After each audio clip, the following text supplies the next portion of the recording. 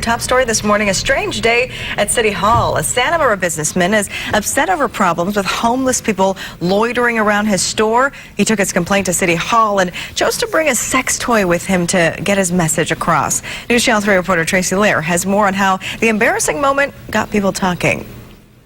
I'm going to show it because this is not acceptable in my community. A sex toy found on a State Street bench a few days ago was shown like an X-rated exhibit at Tuesday's Santa Barbara City Council meeting. People need to do something about it. It got the council's attention. And I wanted to make sure he was not threatening the council in any way. John Webby runs a family-owned candy company. He said his goal is to get city leaders to finish a project of removing benches on State Street near his store, where what he calls disrespectful homeless people hang out. Madam Mayor, you need to finish the task.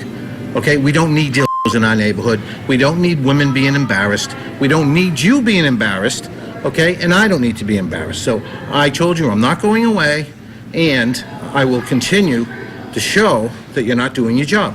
But other activists say spending money on the homeless problem takes resources away from seniors and people with disabilities who need housing and more. This is indicative of defecation, urination, vomiting, harassing women, pimping.